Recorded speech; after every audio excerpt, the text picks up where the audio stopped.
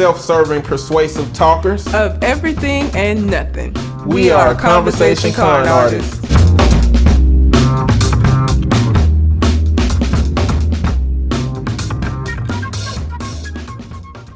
What's going on, people? It's your boy, Mr. On Point. And I am Calamity Red. And we are Conversation Con Artists, back for another wonderful, fantastic episode. You can find me on Twitter and Instagram at Mr. MISTER_on point. And on TikTok at Eddie B Talking. And soon, Eddie B Eating. And I can be found at Red_Calamity on Instagram. We're still doing the listener letter portion of the show. So if you have a question, comment, Reddit letter that you would like for us to read on the show, you can send it to the aforementioned social media, or you can send it to our Gmail account, which is conversationconartists@gmail.com. And we got a Reddit letter. We do have a Reddit letter from our boy Colin. Before we do that, I just want to say, as a mental health professional, about Stephen Twitch that died. All of y'all who keep saying, he looks so happy in his videos, he was dancing. One of the hallmarks of somebody, once they decide that they're going to take their own life, and I'm not saying this is necessarily his case, they be happy. They're resolved. They start giving away shit. They seem like, everything is great. If you're looking at the people in your life and only think people are going through stuff if they look like they're going through stuff, you are sadly mistaken. There is no specific look to depression and suicidality. Like, this just, it's not. So for everybody that keeps saying that doesn't mean anything. That doesn't mean anything. All of us, to a certain point, hold down things that are going on with us. Like, you go to work, you having trouble at home, you don't go to work and tell people at work that you having trouble. You go to work and you do your job and you seem the same. And so this is what people who are experiencing depression do as well sometimes. So it doesn't have a look. Stop thinking that, if somebody seems happy, they must be happy. That's not how that works. Talk to the people in your life. Make a connection to them in a way that will make them want to talk to you. But do not assume just because you see somebody smiling and dancing that they're happy. That's not how that works. I just want to say that I kept seeing people like, oh my God, in his videos.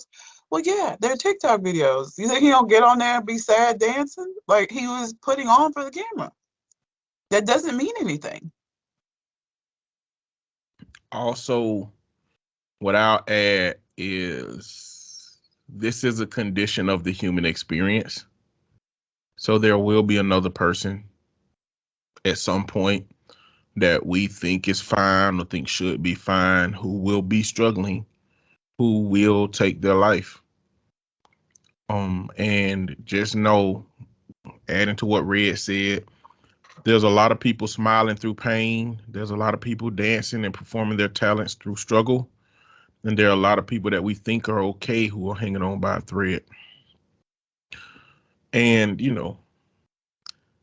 another dialogue that comes about that is dicey for me is the check on your strong friends type things. Like, check on the friends that you think is good. You have to have cultivated a relationship with those people for checking on them to seem like more than lip service, to seem like more than thoughts and prayers. Yeah. And if you're not cultivating a relationship with somebody like that, if you just calling them to say, hey, how you doing? You don't want to kill yourself tomorrow, do you? That's not how that conversation ain't going to go the way you want it to go. That person is still going to be struggling and possibly be in that position. So don't worry about doing the work after. Worry about doing the work before. Yeah. Cultivate relationships with your people. Real connections with them. And check on the people that you cultivate those relationships with. But I just wanted to mention that. Did you ever watch So You Think You Can Dance? Not really. I saw him on Ellen.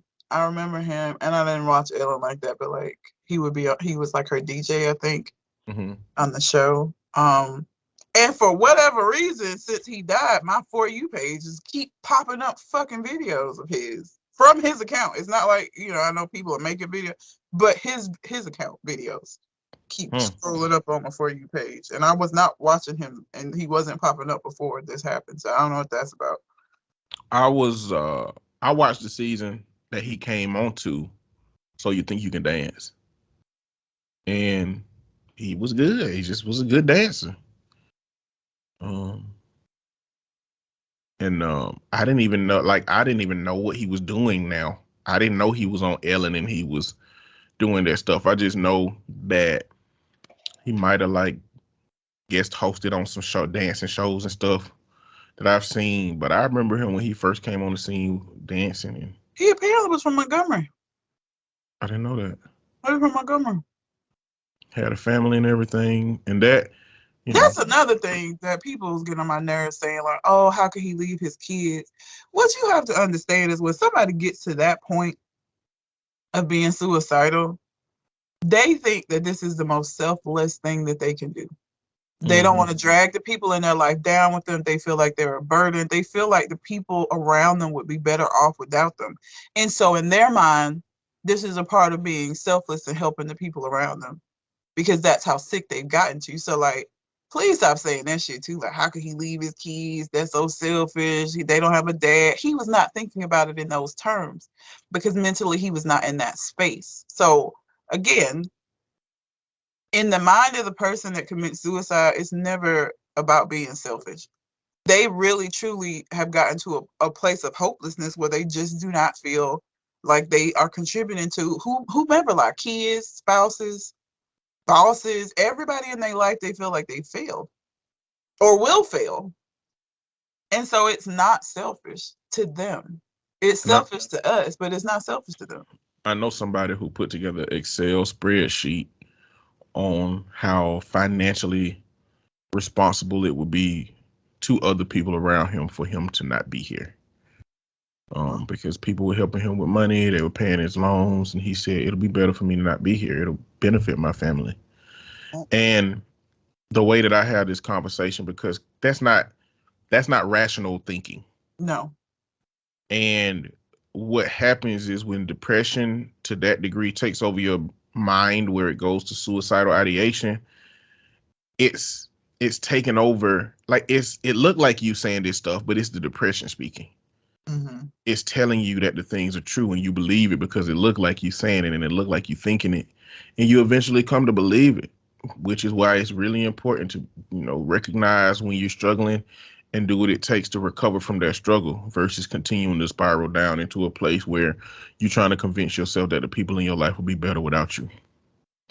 Because he very well could be, I'm struggling in my relationship, and if I wasn't here, she can just find somebody else to take care of the kids, and they'll be good for the kids. And they create this whole world without them and how it benefits the world around them.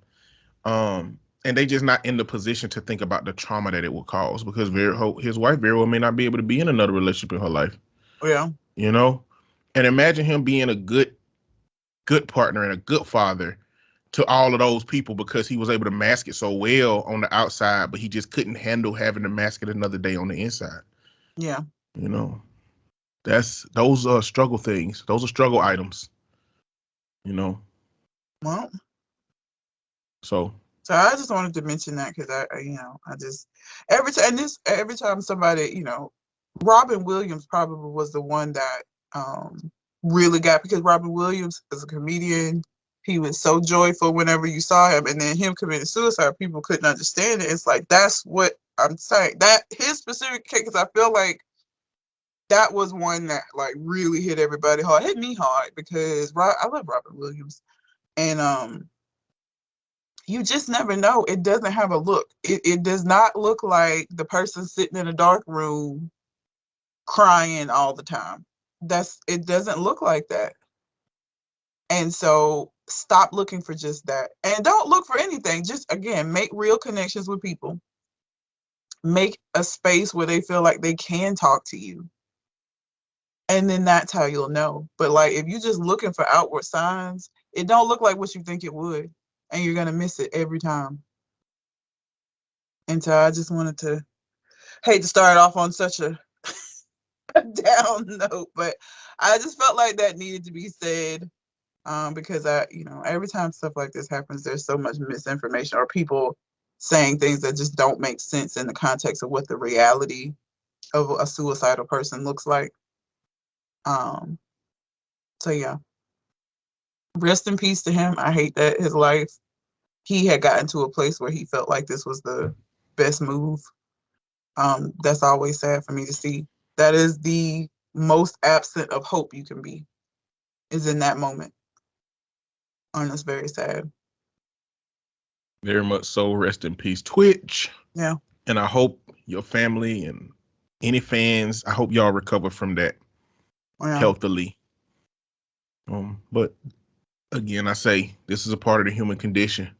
It ain't the first, it ain't the last, and that's not to say that it shouldn't hurt, because we all have our own affiliations and our own connections and nostalgia with the people that are lost. But I say that to say, I hope you don't suffer from that part of the human condition at some point. And if you do, maybe these words will help you do something different about it. I don't know. You ready to get into the letter? Let's do it. I don't know what Colin has sent, so the transition from what we just talked about to this could be a little bit off, but whatever. It probably will be. No, Colin stays sending some good shit. You know what I'm saying? Am I the asshole for asking my pregnant girlfriend to pay for or replace my meal because she ate all of it? Immediately, yes. Okay, let's see what it is. Because it's such a trivial fucking thing. Unless this was, some cookies that your grandmother made for you right before she died, and you can never get them cookies again, then yes, immediately yes. But let's see. I, 26 male, have been with my girlfriend, 29 female, for going on 2 years. Before we ever met, she and her sister had been working on her being a surrogate for her sister and her sister's husband. Global things delayed that. We talked about her agreement before we got together, and now she's pregnant for them. She's staying with them for now, but she comes over to my place frequently to spend time with me when she's free. It's not so bad, but either she raids my kitchen or she complains nothing looks good and wanted me to keep some of her for sure cravings on hand. My parents came to visit me and asked me if I wanted them to pick anything up for me on their way. They had to pass one of my favorite restaurants to get here, so I said yes. They showed up. We visited with each other. I ate a little bit of what they bought me since I wasn't really hungry yet and put the rest in the fridge for dinner that night. My girlfriend wound up coming over for a bit after they left. She got hungry and wanted a snack and came out with the container I put my leftovers in and goes, "Can I have some of this?" I told her yes. She came back with a plate and didn't take some of it. She took all of it and put all kinds of shit on it, so we couldn't even share. I told her that I said she could have some, and she just ate all of what I intended to have for dinner. So I asked her to either send me money to pay for it so I can go get some for myself, or she could make the drive and get me another order. She didn't want to drive that far, and she didn't think she'd have to pay me anything. I told her she should because it'll just be nice of her to do since I get she's craving, but it's not like she's pregnant with my kid or we live together. She left at that point, left half the food uneaten, and I couldn't eat it because of what she put on it. A couple of hours later, my mother called. My girlfriend texted her about what happened. My mom gave me an earful about how I have no idea what it's like for my girlfriend right now, and I need to be supportive and let things go.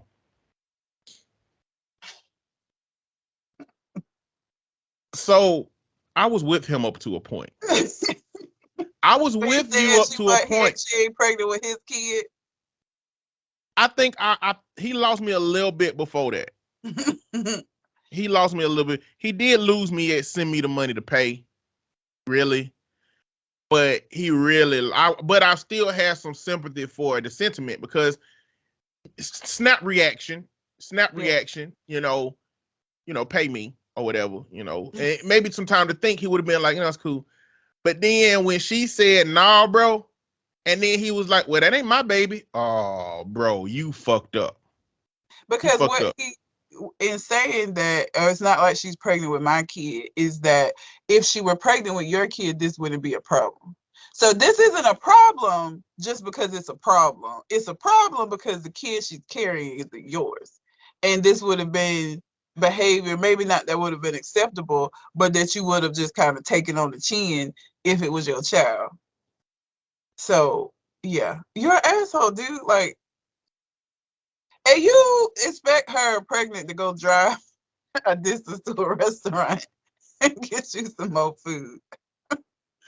It's just, I get it. You know, I've had people eat my food that I was like looking forward to. So I can sympathize because that is very irritating and it makes you want to choke a motherfucker out. Okay. If I got my mouth set and have decided I'm going to warm this up and eat this shit, it's going to be fire. And then you go in there and it's gone because the motherfucker eat the shit. You do get upset. But like, sir. I was willing to both of y'all, both of them were assholes until he said that shit about being pregnant, right? Because what that got to do with it? If she wasn't pregnant and she did that to you, bro, like you still have the same problem. You'd still be asking her to pay for my food. The pregnant part don't have nothing to do with it. You just kind of hit her with a sneak diss. And now you jeopardize your relationship because she talked about this at the very beginning of the relationship. You said you were okay with it. And now you're using it as leverage against things that you don't like that she does. Especially, okay, the food is providing sustenance for the child. So I guess because this is correlated with something that the child gets or cravings that you have because of you being pregnant, that's why he correlates that. But you don't do that, bro. Nope. You agree with the shit. Yeah, this is gonna be a problem for you. You should have said no. She was up front in the beginning. You could have been like, no, that's too much for me. I don't want to be involved with that. And you could have just went on about your merry fucking business. You didn't have to stay. If it's gonna be a problem. Also, if I ain't learned nothing else from my childhood, you don't let another motherfucker control how much of something that belongs to you that you give them. You don't do that. Yeah. You go tell her, well, I'll go split up the meal that I have in the refrigerator. You know, if somebody asks you for some M&Ms, don't hand them the pack. Ask them to hold their fucking hands out. Like you don't hand people the pack. Because the level of trust, listen, that's a high level of trust. That's a high level of trust. Like the same level of trust that you would need to have unprotected sex with somebody.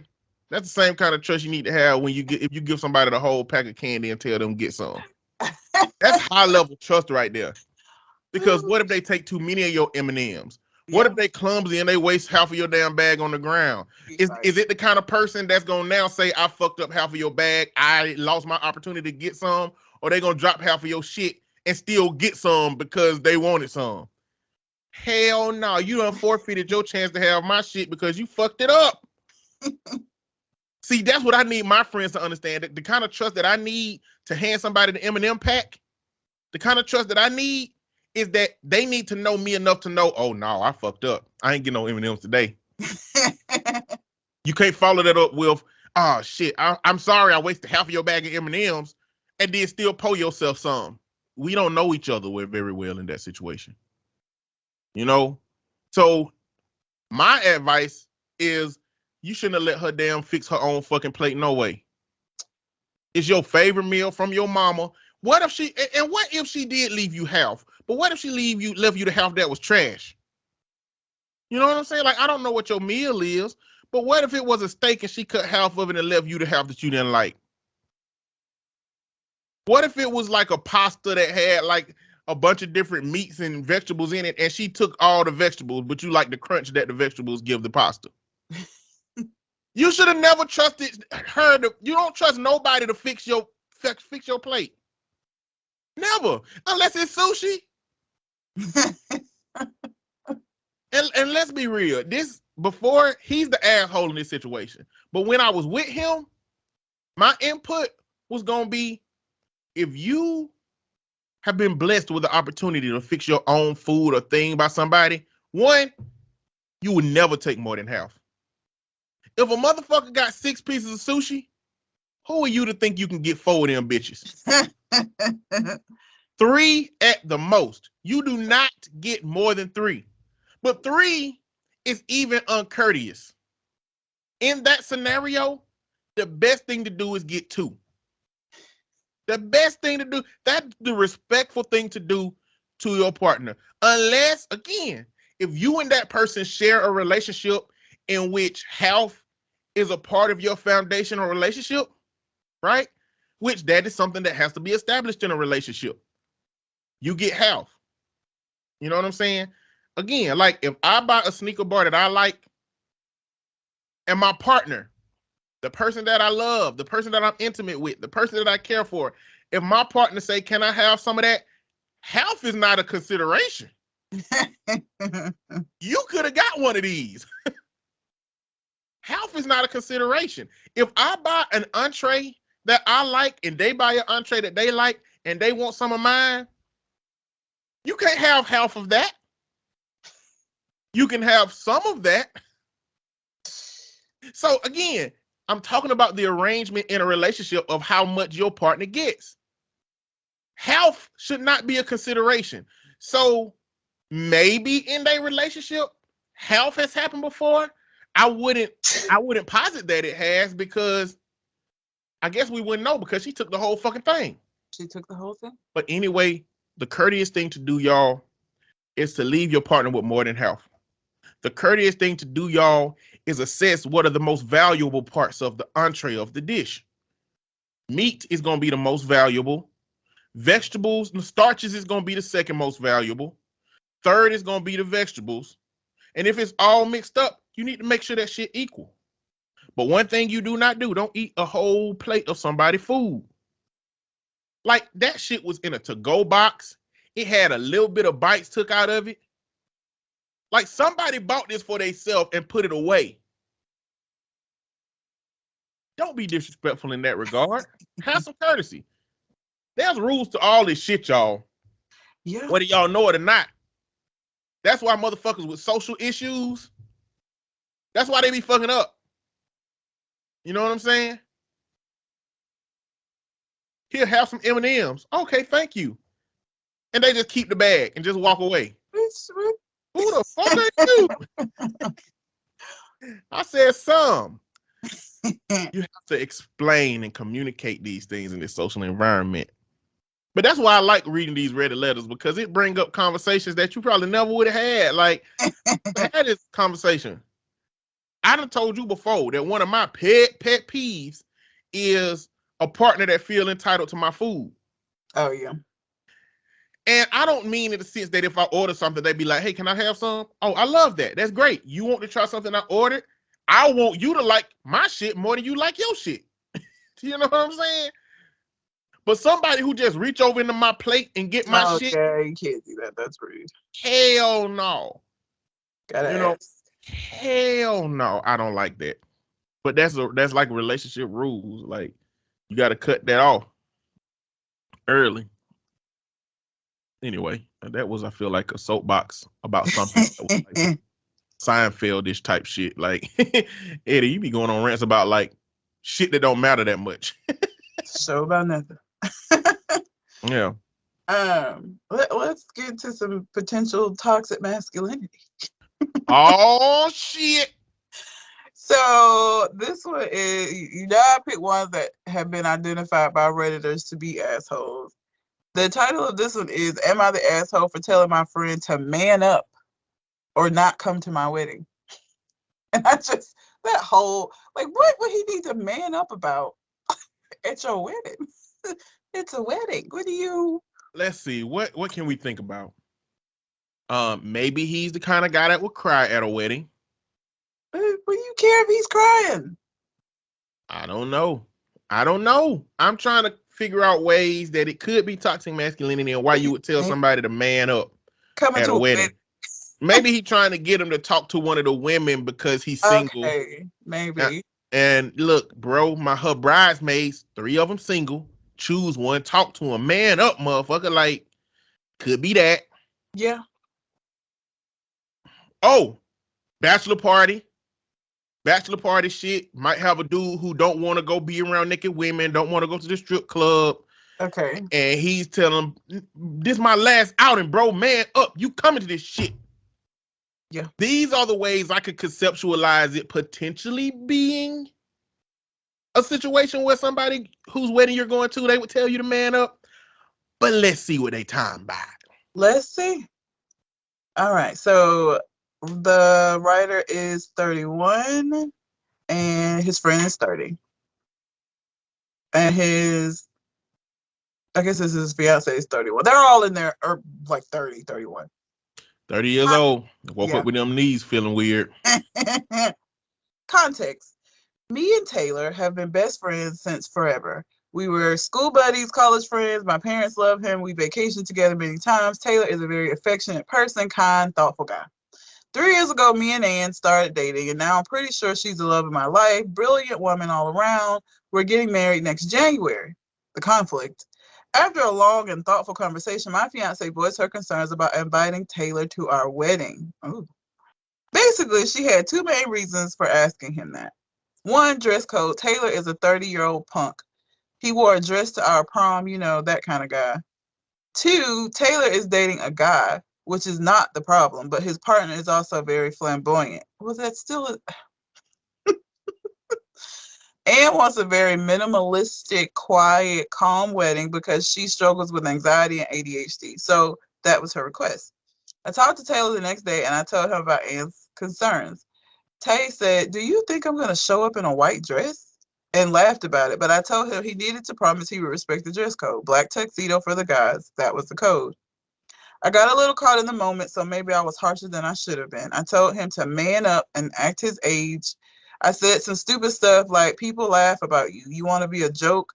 Damn, dude. Like, he said, "Sure, no problem." And the next day, he declined the online invitation. He keeps telling me we're good and everything is okay, but the situation is bothering me. I love Tay, but I know he can be difficult. My group chat with my family is burning because they don't understand why he would not be there, and our friends' group chat is dead since the news dropped. Am I the asshole? 110,000%. You went about this shit all wrong. And this is a man you've been friends with your whole life, and you didn't know better than to go at him like this? Like, you wanted him to wear a tuxedo. Like, the fact of the matter is, when you agree to be in somebody's wedding, you agree to wear whatever the fuck. I was a maid of honor. I did not like my dress. It ain't my wedding. This was the dress that she picked. I agreed to be in the wedding, so I just wore the fucking dress. That's how that goes, right? And so, one, you don't think that very much of him as your friend for you to think that if you requested this and a just basic, "Hey, dude, you know, we need to wear the tux," that he would have just done it. And you talking about it's not a problem that he's with a man, there's not a problem that he's gay, but like, you talk hella shit about them like they so flamboyant and loud and just all like, damn, is he your friend? Because it doesn't sound like it. I would have declined that shit too. You came in here telling him to man up about he said he was gonna wear it, and then you just went in on him anyway. Fuck you and your wedding and your fiance. I ain't coming to that shit either. And then, first off, several things. I always be floored about how people don't recognize the possibility that they the asshole in situations. To ask this question, you think that you're justified. And that floors me all the time. But he said Taylor is a 30-year-old punk. Not punk rocker. No. Not emo punk. But the kind of punk where like an old 70-year-old black man would call a dude who is gay. Punk in that term is elder derogatory. Yeah. You know what I'm saying? Like, this is homophobia. Not necessarily toxic masculinity. Well, the man up. I didn't know what the situation was going to be. The man up is literally don't wear a dress. That's what he's saying. Man up is saying don't wear a dress. Because why? You know what I'm saying? Why use the terminology man up? Right? Because man up doesn't just apply to the moment. Man up applies to your existence. When you say it like that. Man up, you're saying people are laughing at you. He started to talk about your life, not just this moment. Because let's be real. First off, you'd have to feel like your friend is disrespectful enough of you and your partner to come to the wedding in a fucking dress. Right? And even if they were going to come to the wedding in a dress, there were ways that you could have communicated to him that you would really like for him to wear a tuxedo. Like, was he gonna be in the wedding party? I don't think so. That's what I was going back to see, because I'm like, if he gonna be in a wedding party, you wear whatever the part. Like, it ain't even up to you. You wear whatever's chosen. But it doesn't sound like he was going to be in the wedding. I think he was just invited to the wedding, is what I'm getting. I'm reading back through it just to make sure. But well, I don't know. Do people expect that the people that come to their wedding, like the people in the audience, are gonna have fucking tuxedos? Because he said black tuxedo for the guy. That sound like he gonna be in a wedding. And if he's gonna be in a wedding party, why would you think that he would wear something other than what you've chosen for them? And if he's not in the wedding party, why does it make a difference to you that somebody gonna walk in at the back and sit down with everybody else? What they got on? You telling him to man up, act his age, people laugh about you, you want to be a joke. Like, what? Like, you think his homosexuality is a phase. And you think that him wearing dresses is some kind of performance. You're 100% the asshole, bro. Like, ain't no way around not being an asshole. Terrible friend to this man this entire time. Like, this conversation, these activities make me feel like you've probably been a shit ass friend to him the whole time that y'all have supposedly been friends. Because you saying people laughing at him, and you probably were right there along with them laughing and making jokes when he was not around. Like, you just seem like that kind of fucking person based off of this. Because this is so extreme. Because if he's in the wedding, anybody that's ever been in a wedding, or even if you ain't been in a wedding, if you didn't attended a wedding, everybody up front got the same fucking thing on. Those are the bride picks the dresses, the groom picks the tuxedos or whatever for the men in his party. You wear whatever the thing is. So if he's in it, he not gonna show up in a dress. He's gonna show up in whatever the fuck y'all go get fitted to wear.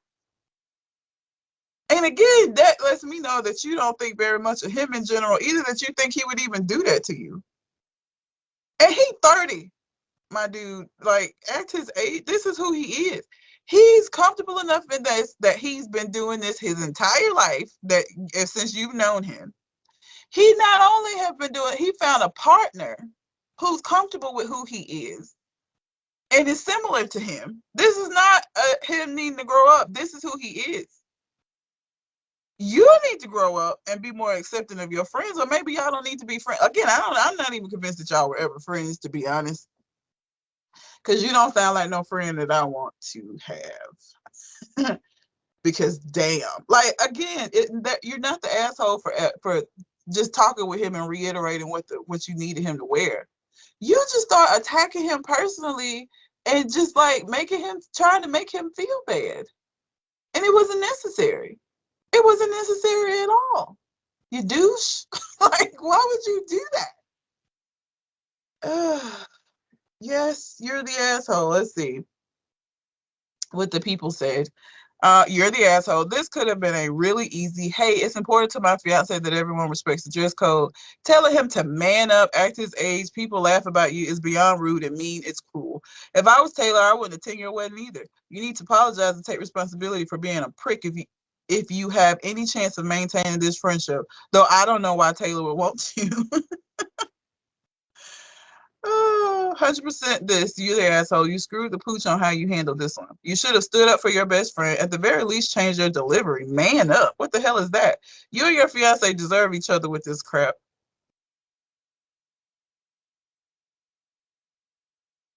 I don't know. Sir. Terrible. I wouldn't come to your wedding. And like, you're, and it's still, even in the end, it sounds like he's more concerned about him having to answer questions to people than the guy actually being upset. Like, now my family asking why he not gonna come, the group chat mad. Like, you're more upset about those things than the fact that you fucked your friendship up. Which again, lets me know what a shit ass friend you probably have been to him this entire time. It's ridiculous and sad. So fuck you, sir. Yeah. Bitch ass nigga. Man, what does it even have anything to do with this? Why would you even say that? This didn't even fit in that situation. That's wild. All right. You can choose from these four. Okay. Am I the asshole for sharing my salary at dinner and making my sister-in-law cry? Why would you share? Okay. Am I the asshole for not eating the birthday cake my husband bought 4 years ago? Am I the asshole for not trying to convince my parents to treat all of their grandchildren equally? Your kid must be the one getting the preferential treatment. No idea. Haven't read it. Oh man. Why would you be sharing your salary at dinner? What kind of... And why would somebody cry from your salary? It has to be the context in which you... I want to know why he was It gotta sharing. be you make a lot of money and somebody's struggling and they frustrated because of it. But why would... I want to know why you would say it. Like, Let's see. salary isn't something that you just talk about. Like, people don't just sit around and talk about, like, I make $150,000. And this shit is why. This shit is why. All right. Tonight, my fiance, 26 male, and I, 26 female, were at a dinner with his family. Did you hear something? Did you hear that? Yeah, I don't know what it was. It was a weird dropout. Okay. Tonight, my fiance, 26-year-old male, and I, 26-year-old female, were at dinner with his family. Oh, so she's a female that's doing this too. Okay. Yeah. He has a younger brother, 18-year-old male, and an older sister, 29-year-old female, who I refer to as my sister-in-law just because it's simpler. I've been working as a product manager at a big tech company since I got out of college 5 years ago. My salary has steadily climbed in the last couple of years, so now I'm making a very large amount. However, I'm a big proponent of salary transparency, especially as a woman in a male-dominated field. I've helped multiple people who were being underpaid negotiate higher salaries after sharing my salary history. I've also helped many younger college students who are looking to go into the industry by sharing my salary. So this evening, we were discussing the tech industry and how it's become such a popular field to go into. Both me and my fiance work in tech, so we were offering our input from our own roles. My fiance's little brother is planning on studying computer science in college, so he asked me rather abruptly how much I make as a PM. Since I believe in salary transparency, I went ahead and said, well, after I got promoted to being a senior product manager a few months ago, my current salary is about $300,000.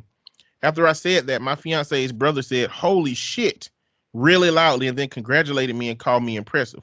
I thanked him and told him I'd be happy to help him when he starts looking for internships and jobs in college. However, then all of a sudden, my sister-in-law starts sniffling, and I look at her and she's wiping tears from her face. My future mother-in-law starts to comfort her and is whispering something, and the whole table goes silent. I immediately apologize and ask what's wrong, and she said, it's just fucking hard seeing people make that much when I make $15 an hour working my ass off 50 hours a week. She also said after that, some people do really get everything, huh? And then glared at me and kept crying. Then she excused herself to the bathroom and my mother-in-law followed. Here's my sister-in-law situation. She's currently a single mom and is pregnant with her second. She's working a minimum wage job to support her kid. I'm very empathetic to her situation, and my fiance and I have extended a helping hand multiple times, babysitting, buying her child toys, other gifts, necessities, sending money and supplies, etc. Since the incident, she hasn't spoken to me. She actually ended up just walking out from dinner with my future mother-in-law and leaving the rest of us at the restaurant. My mother-in-law did text me and told me that I acted insensitively and should have given my sister-in-law a sincere apology. My fiance is on my side and believes her sister was the one who acted rudely. See, I would apologize, but I think she owes me an apology too. Am I the asshole here? Okay, I feel differently now because it was a question that was asked to her directly. It wasn't her just being like, so guess what, guys? $300,000. I mean, okay. And she has a solid foundation of why she communicates to people what women make. Yeah.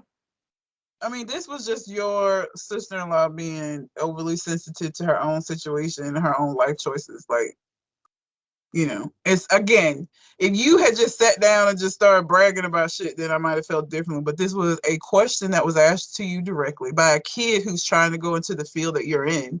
Lying to him would have been a disservice and unnecessary just to save her fucking feelings. Like, bro.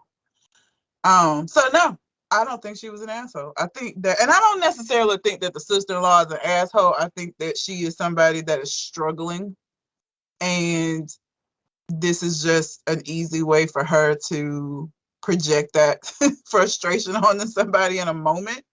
I never said that the sister-in-law is an asshole either, because like I can't imagine. I've struggled with just me. I can't imagine struggling with a child. But also, if you're struggling with a kid, don't have another fucking child. That shit boggles my mind when people do that shit, bro. Like, what you doing? What you doing? Don't do that.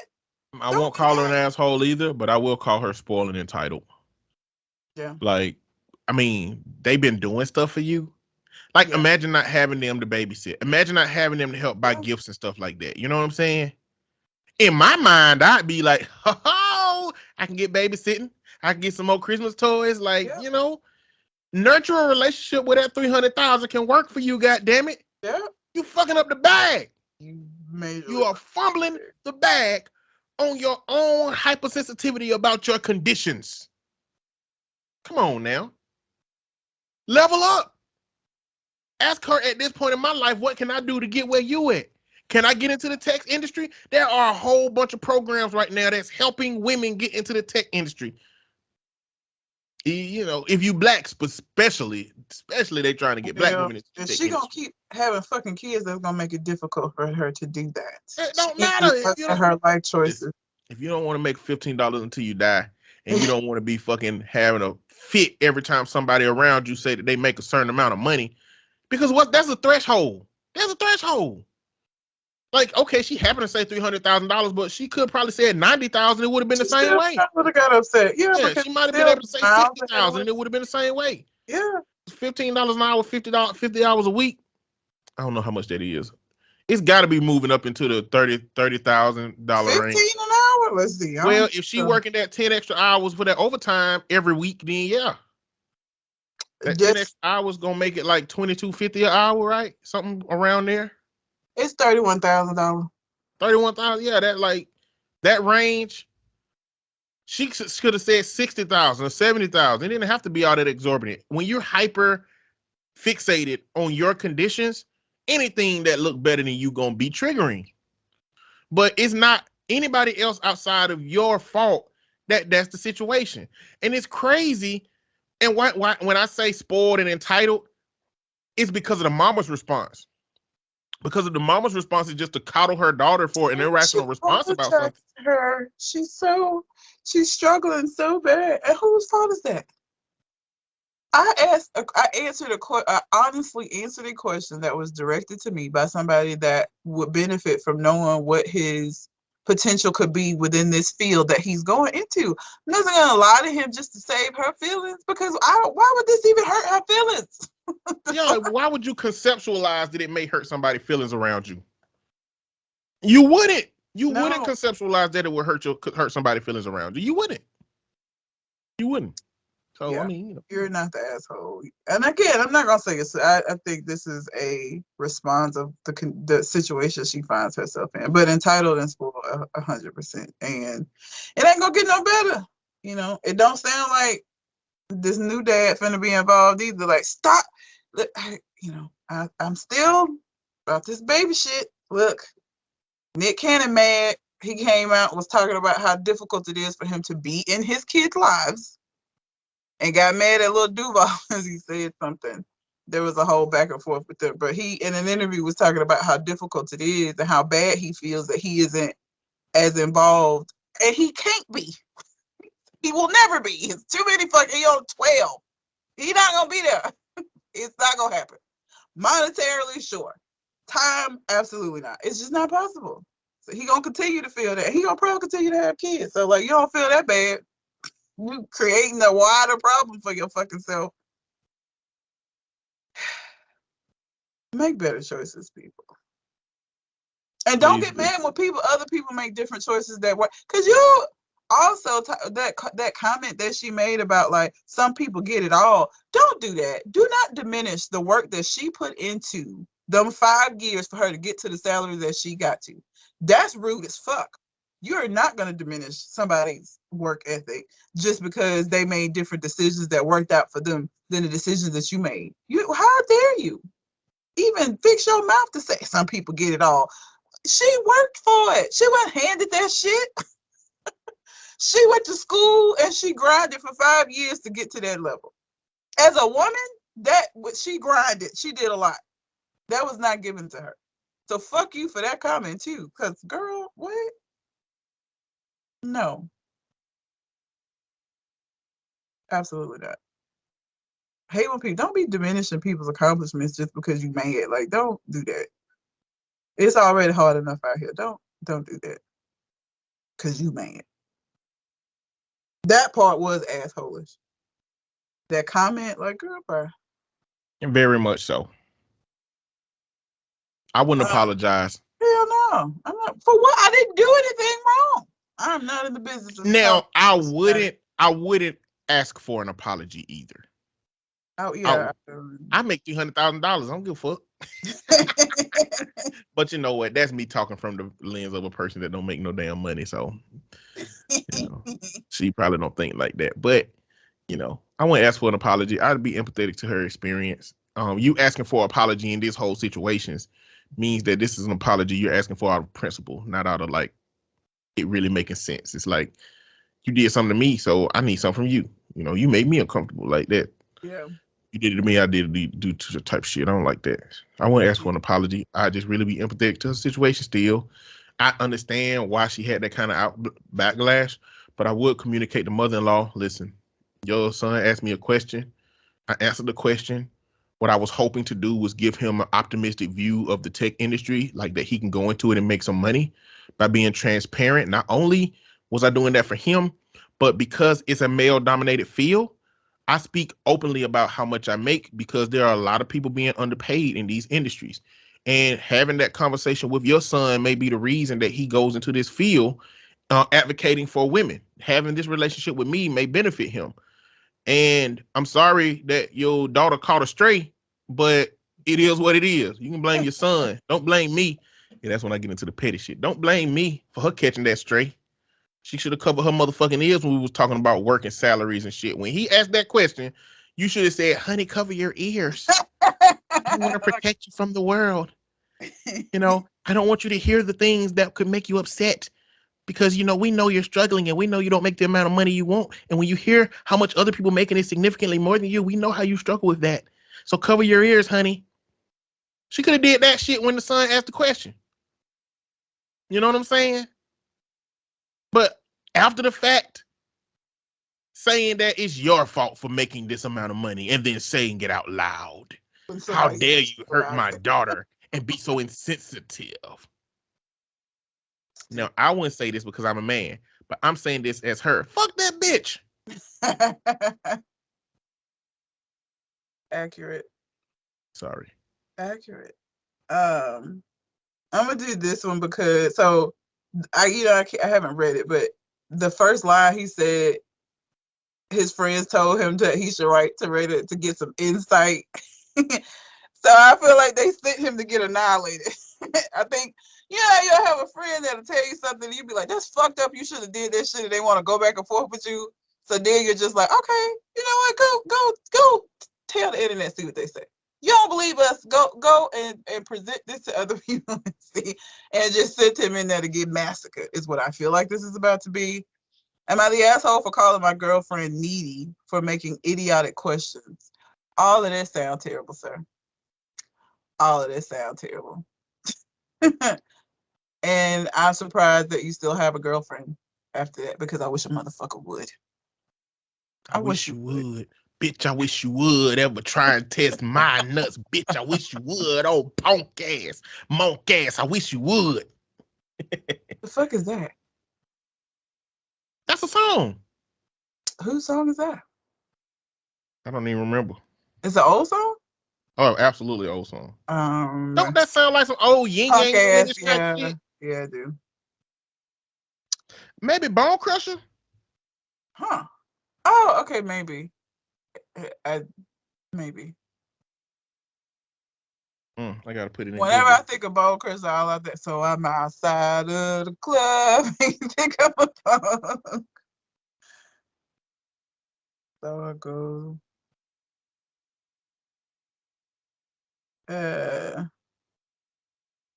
While you find it, I'm gonna go ahead and start reading this. You know what? I was doing that like you definitely knew what it was. So I feel stupid. I didn't know. Apparently it's somebody named Shawty Pimp. Oh, you know. Don't know Shawty who Pimp. that is either. No idea who that is. No clue. Haven't heard that song. I might be wrong. Okay, go do your thing. Okay. All right. Am I the asshole for calling my girlfriend needy for making idiotic questions? I don't feel like I am, but some friends told me I should write this here to get some insight. He put insight in quotation marks. So he's 23, his girlfriend's 22. I've been with my girlfriend for 2.5 years. She's amazing, funny, and beautiful, but she got a big problem. She just can't stop talking. She's always talking about any and everything. But what really gets on my nerves are the hypothetical questions. If we had a cat and a kid, and the cat needed to go to the vet, but the only extra money we have is going to buy our kid a birthday present, what would you do? If our kid got switched at birth, but we only discovered after, what would you do? If you discovered that you only got 7 days left, what would you do? Just random and annoying questions that she wants to have lengthy conversations about. She even has a book that has a bunch of these useless questions. She loves this shit. Even worse, sometimes we fight about these things that never happened to us. Like, come on. Well, last week I snapped. I just wanted to have a good time with my girl, and she asked, what would I do if all the internet and phones stopped working out of nowhere and nobody knew what was happening? And I just said I would be happy that I would be able to have time off from her needy questions, always needing me to say I would look out for her. I was just annoyed and wanted her to stop. She just said my wish was granted and left because of a simple comment. Maybe I was a bit harsh, but come on, I just wanted a night off and said something unnecessary. She stopped the questions, but is also kind of cold with me. And my friends keep insisting I gotta apologize, but I don't see why. Finally, she stopped bugging me. I just want her to go back to her normal self now. Her normal self is the question. Yeah, what the? How you gonna say? What is her normal self from your perspective? That is her normal self. You told her to stop being that, and she did. And now you're like, I just want you to go back to being normal. Bitch, what? Are you crazy? Now, look, okay, that would get on my nerves. It would. I don't, especially like really nonsensical, like if we had a kid that got switched at birth, we felt like, what? Why would I don't care. Why would I even think about it? What? Like, say that again. One of the questions she said was, if we had a kid that was switched at birth, but we didn't find out till later, what would you do? See, there's a very specific way you got to handle that shit, right? You can't handle it by saying, don't ask me these questions. That's the person's nature. You got to terrify them into stop asking you questions. You know what I'm saying? Like, you got to scare them a little bit. You got to be like, what? So it ain't our baby? Choke that motherfucker till the bubble stop. Leave them like, huh? Are you serious? Of course not. Of course not. We go to the house. You know what I'm saying? Like, you gotta scare them out of that shit. When people ask weird ass questions and you don't like the weird questions, you gotta give weird ass answers. You gotta give weird answers, man. They gonna at some point they gonna be like, I ain't finna ask him this shit. This shit is a waste of time. It's gonna terrify me, or he gonna get really, really deep and really, really technical. What? So well, let's talk about the philosophy of life. You know what I'm saying? Because is it more significant that the child belongs to you, or is it more significant that you've had the beauty of experiencing parenthood through taking a life from its very small young age up to, you know what I'm saying? I bet you'll stop asking them motherfucking questions then. Because Jesus, yeah. You know what I'm saying? I'm not gonna say he an asshole. I think he got mad in a moment and said, now you definitely need to apologize. Like, if you say some shit in a moment that's fucked up, you do need to apologize. Now, there are better ways for you to explain to her, like, yo, the questions though, like, like it's a lot.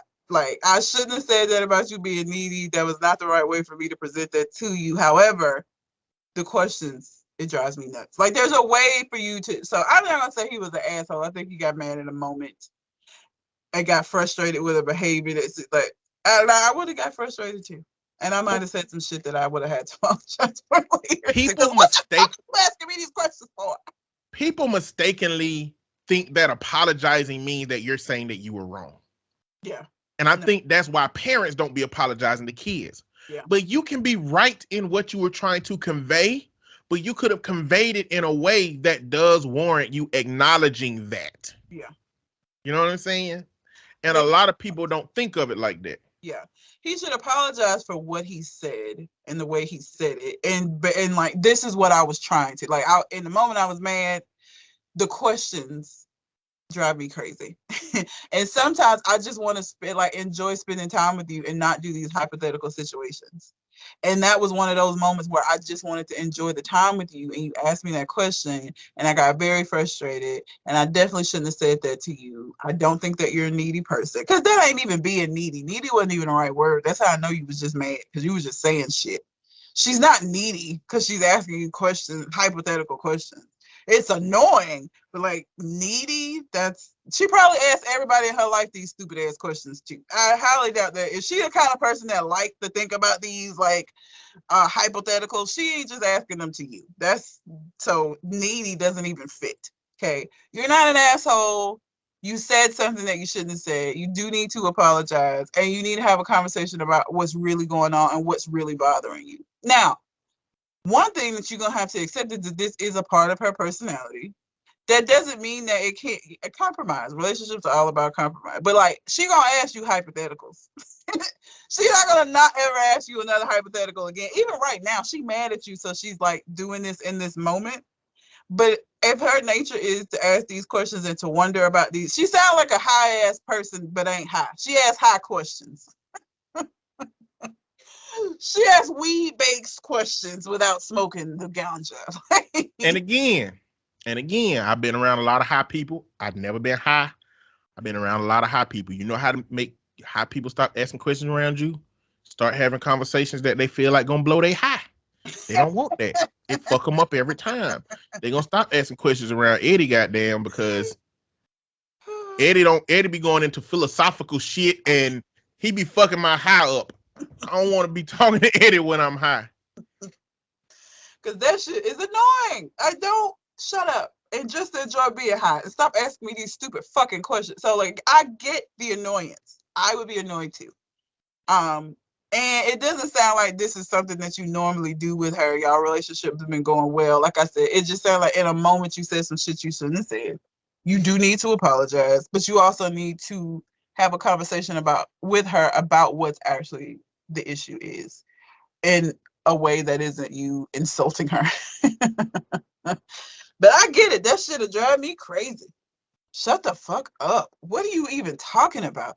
If we had a kid and a cat, and the cat needed to go to the vet, and we had to buy, it was our kids. But is life not hard enough for you?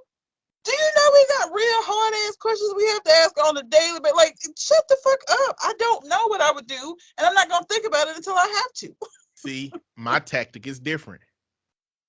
My tactic is, what is the issue that we taking the cat to the vet for? Is this a routine checkup, or is there something that's life threatening for the cat? Because if it's life threatening, we can just drown the cat in a bucket of water right now. Nice. You know what I'm saying? If it's a routine checkup, then we can just reschedule the routine checkup. But if it's some shit that maybe be finna cost money and the cat gonna die, we should probably just like put the cat out of his misery. And then it's like, they gonna be sitting there like question mark over their head, like, huh? And they be like, I'm just joking. And then just never follow up with it. They gonna be like, just make sure they don't know what they gonna get from you when you answer the question.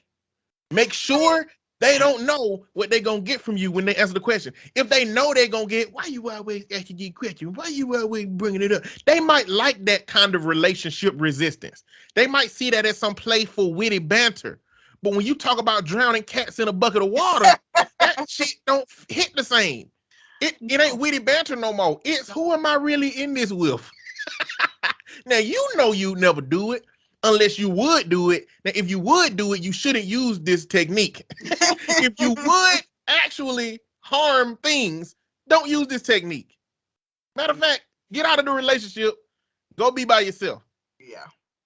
But if you're a person that is harmless, make them unpredictable. You know the meme where it's like, don't let them know your next move. Oh yeah. You seen the video? Make it the response equivalent to that shit.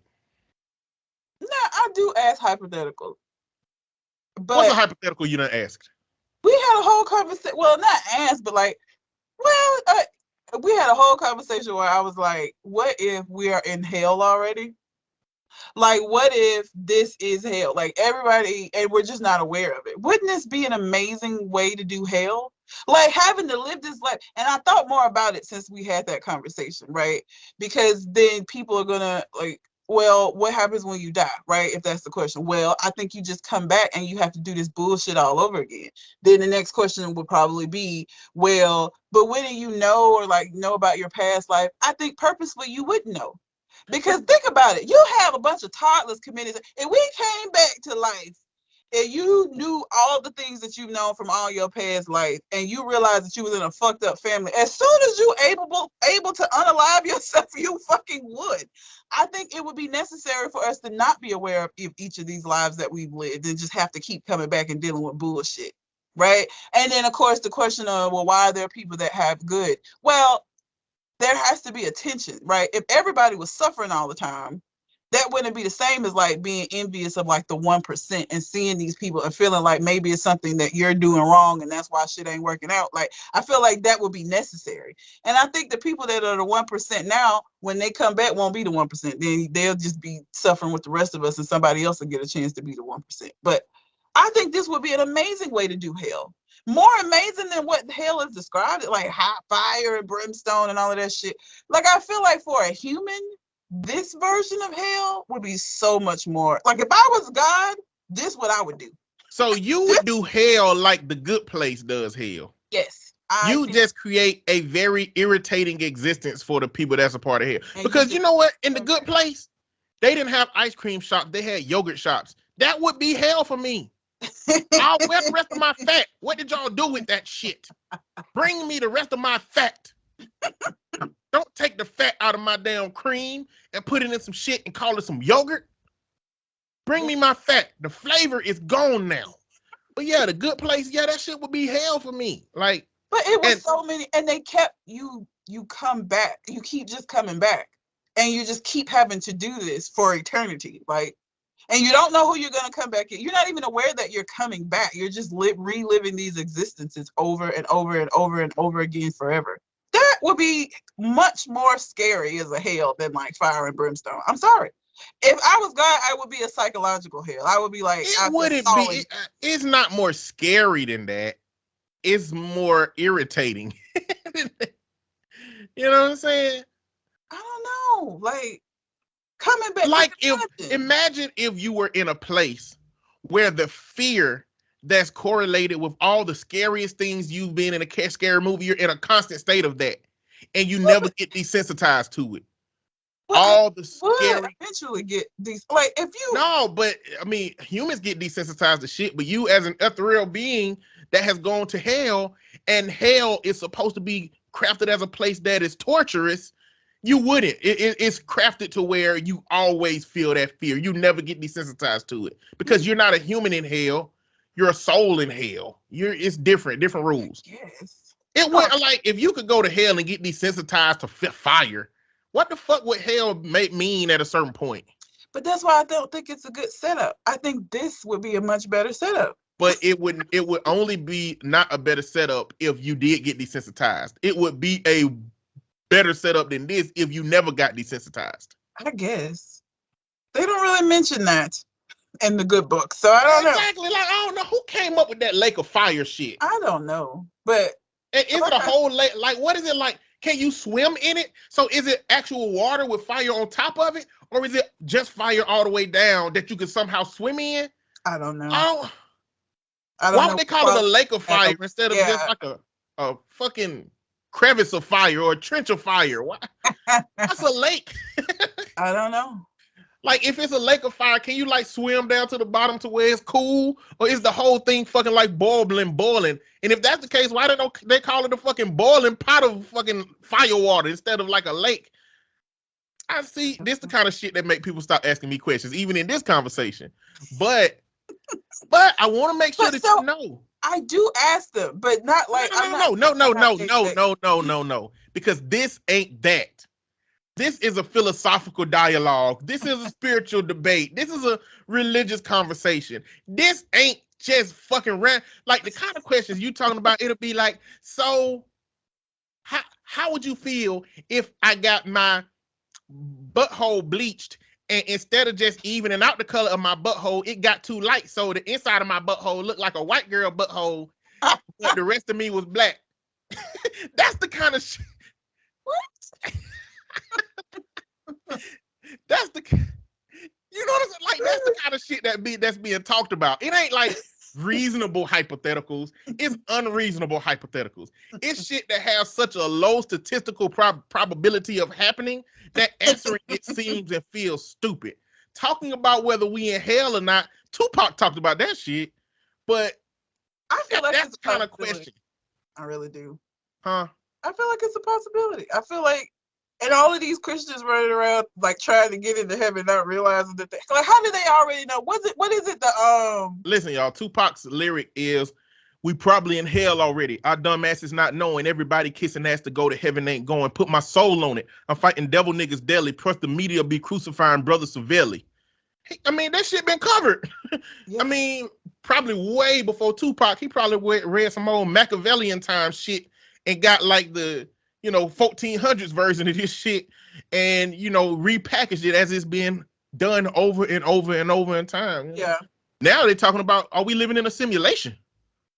Like, it's possible for this to be a simulation. Kind of like, and I don't know if we went into this in that conversation, but kind of like that episode of Rick and Morty where he had the car battery universe. Yes, we did. You did. If we are in a simulation, it would be something akin to that. It would be a species that is much more higher, in a higher hierarchy than us, created a thing where we can be existing the way we do, and it's just a simulation. It's just a video. Like the same way that we as a species can create Grand Theft Auto. Yeah. What if at a point in our future, we could create a Grand Theft Auto, but that whole world, we could add such a deeply integrated sentience in that world to those fake characters that they believe that they're living in that world. Mm-hmm. You know what I'm saying? And it kind of like, if you don't watch Rick and Morty, there's an episode where he created a universe that really basically lives inside of a box that powers his car. And then they created smaller universes to do things for them. So when his car stopped working, he went in to go see why his car stopped working. And it's because they stopped working because they got a universe below them to do the things that they needed done to work for them. And it was a whole chain of a bunch of the smartest people in all of those universes doing the same thing. And at the end of the day, Rick had to get out of his car. He had to get out of that universe, and his car needed to be working because that universe knew that if he got out of his car didn't work, he wouldn't have no use for the universe. He just destroyed everything. Exactly. So they had to make, when he got out, they had to make sure that his car battery was working for them to continue to exist. So they had to go back. So if we were in a simulation, it would be something like that. Like, and even if we're not in the simulation, can we at some point create a world in which the people in that world believe that they exist? Because then they would be having the conversation about being in a simulation that we are having now, except they would actually be the ones in the simulation. And then that begets the question, could they then at some point in a linear history become smart enough to create a simulation for themselves, their simulation, right? So it gets into that same, cycle of what was being explained in that episode of Rick and Morty without saying it. Mm-hmm. I think that's a reasonable conversation to have. I think that conversation makes sense. That's a good thought exercise for somebody. You know what I'm saying? But asking me if I go buy a Build-A-Bear from the Build-A-Bear and I put the heart in it and the heart was cursed and we had a bear at the house and it woke up and it just started and you went in the kitchen and it was cooking eggs one day, what would you do? Shit like that. Yeah. Too much.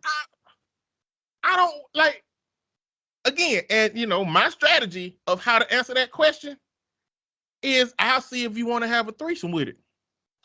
I mean, you know what I'm saying? I'll see if you want to have a threesome with the bear. Like, They is definitely it like a bear? Do it mouth work? Do it stick his tongue out? We'll see how I feel with you. I bet she won't ask you that shit no more. She will not. If she believe you serious, she won't ask that shit no more. That's how you handle that kind of shit. Hilarious. Oh my God. But yeah, dude, apologize, explain it to her in a better way, but I wouldn't call you an asshole. I think you just got frustrated with something that most people would get frustrated with, because what the fuck are you even talking about with these questions? What the fuck? Shut up. Don't get frustrated, y'all. Get even. Don't listen to him. Do not. If you are trying to maintain a relationship with these, do not listen to On Point. I mean, you don't have to go as far as I'm saying, like with threesomes and with, murdering animals. You know what I'm saying? But you need to make them asking that question as uncomfortable for them as you are irritated. People are. I just looked at the comments. Like, y'all really be dragging it sometimes. The first question, the first response, you're the asshole. Her annoying questions are a part of who she is and how she connects with you. If you find this to be useless shit, you don't love who she is. When you said you needed a break from it, you were telling her you needed a break from her. This was incredibly cruel.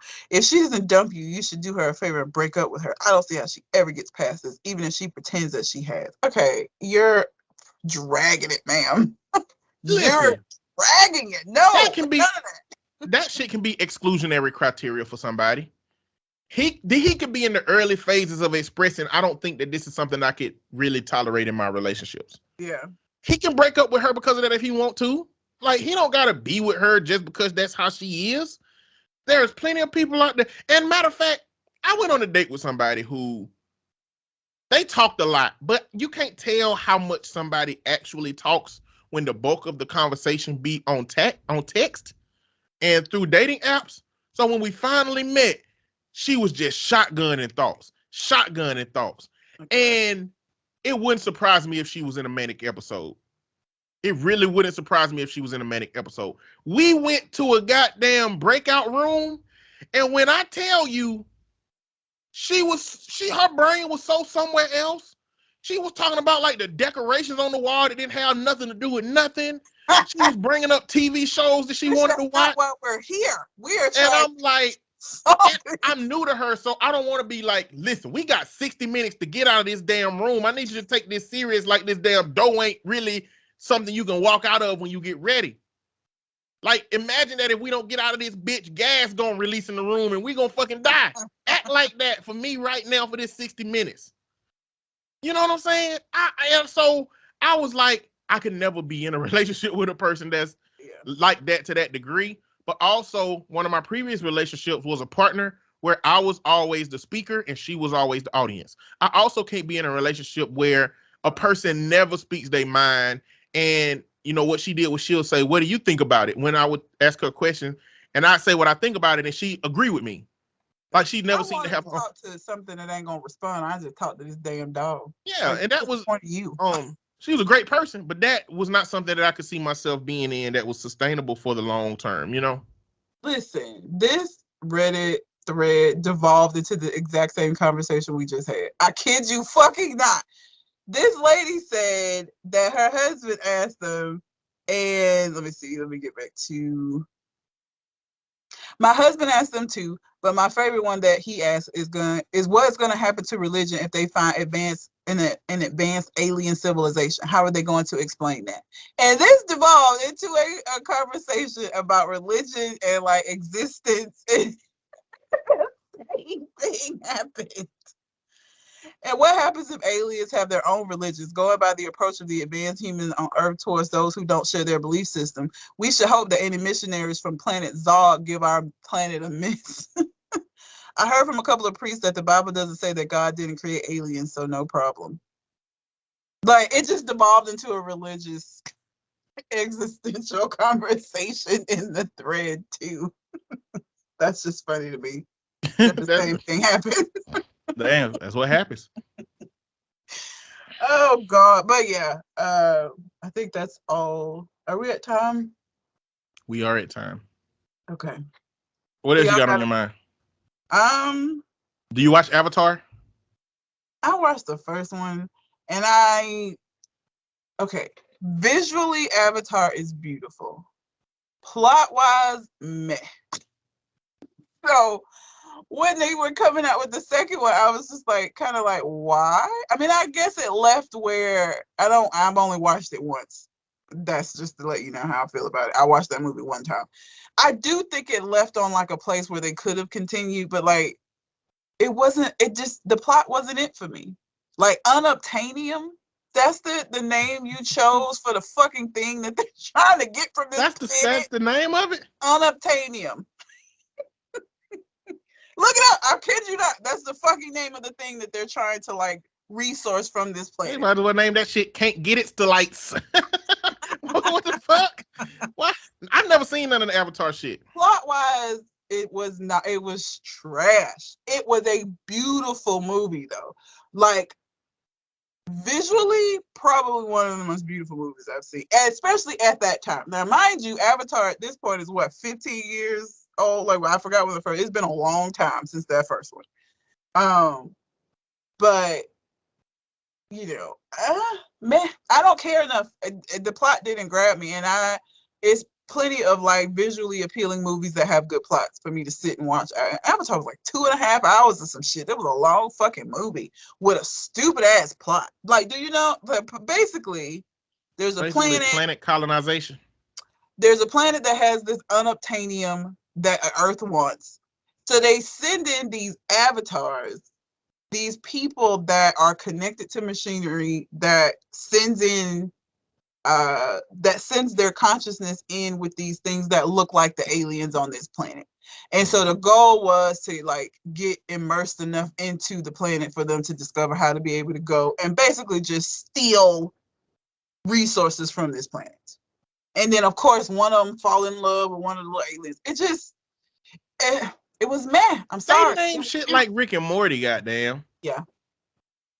Rick and Morty name shit so obviously unobtainium. Unobtainium. Make sure I'm saying that right. But I think that's what it was. If I were watching this movie by myself, I'd stop watching it at that point. So what? If I was watching that movie by myself, I'd stop watching it at that point. I cut that shit off. Unobtainium, hell no. They didn't even try to be creative. Or they tried to put an Easter egg in there that's so irritating to be in there that it turning fans off. Like, I don't want to see that shit now. Unobtainium is the name of it. That was correct, yeah. So I need a plot. Like, I can't just watch something that's pretty. And the plot of the first one was so trash that it just does not lead me to believe that again, it's probably going to be a very visually appealing movie. It's probably going to be very beautiful because the world they created for this alien planet was gorgeous. And like the creatures and all of that shit. But like, I can't sit through 2.5 hours of some shit just because it's pretty.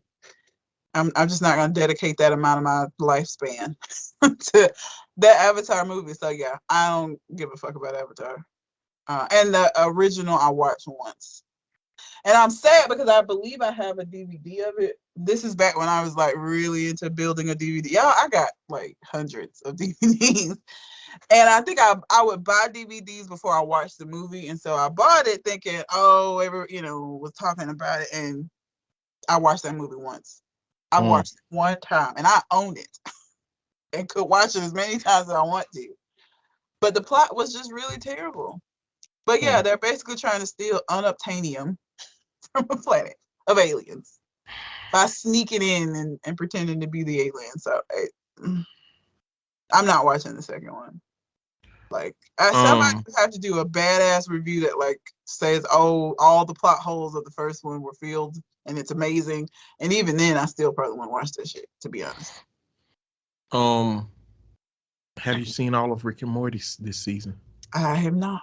Have you seen any of Rick and Morty this season? Like first 4 or 5 episodes. It's finished now. All of them have been released. Okay. It's a good season. I mean, It's a good season.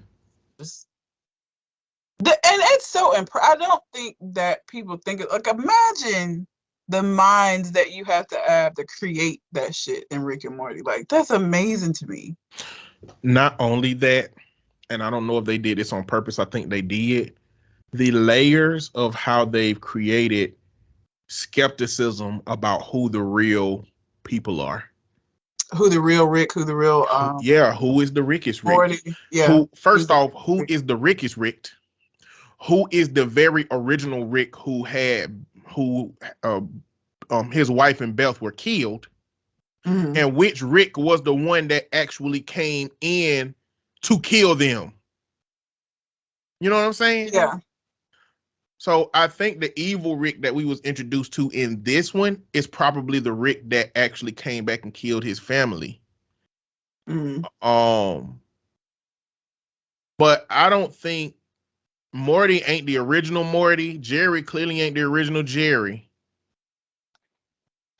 Universe C-137 is the one that turned Cronenberg. Oh yeah. It's so many different.